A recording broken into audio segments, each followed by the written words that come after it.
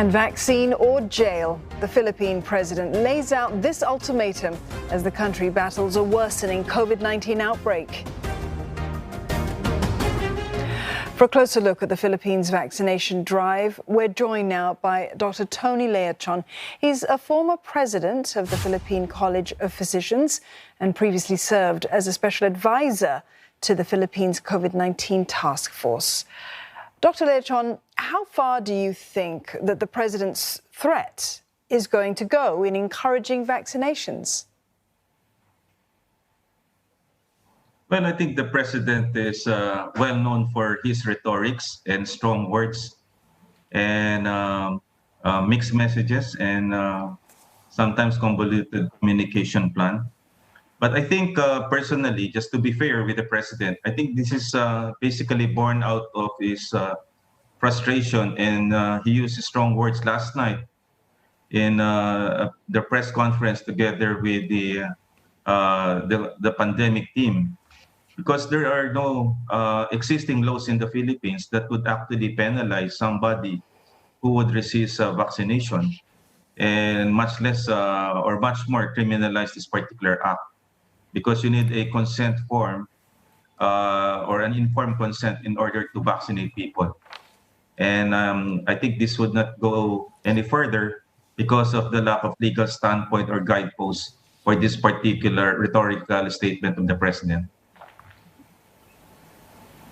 Well, just under 6% of the Philippine population have received their first dose so far. What factors are contributing to the sluggish inoculation drive?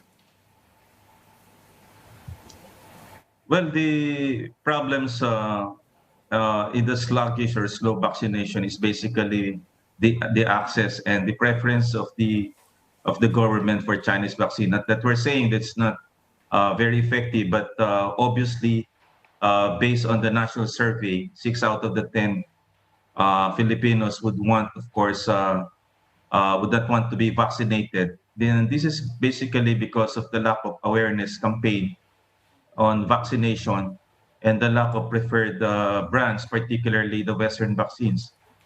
And especially right now that they have seen success stories in other parts of the world, particularly Israel, and of course, you have the USA and of course Singapore, and a lot of Filipinos, particularly those senior citizens and those with comorbid conditions, are actually waiting for the coming of the mRNA vaccine, and particularly this is Pfizer or Moderna. So this has been contributing right now to the sluggish vaccination status in the country. Dr. Leachon, taking into account the lack of awareness that you've articulated there, the vaccine hesitancy that there may be, the Philippines does want to vaccinate 70 million people by this year, but how realistic is this goal?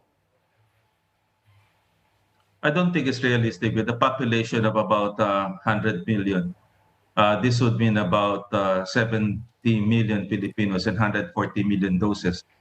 We have only on hand 12 million doses, and we have deployed 10 million at this point. And the current vaccination rate is 200,000 per day. And in order to reach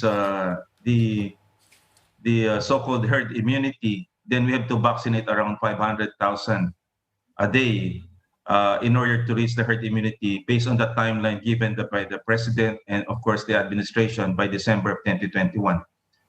Given this particular vaccination rate of about 200,000, we might be able to reach the herd immunity based on actuarial analysis in 2 years' time.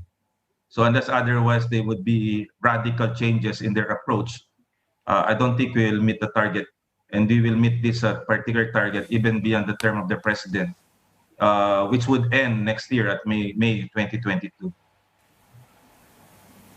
All right, well, thanks for speaking with us this evening. We've been speaking with Dr. Tony Leachon, former president of the Philippine College of Physicians.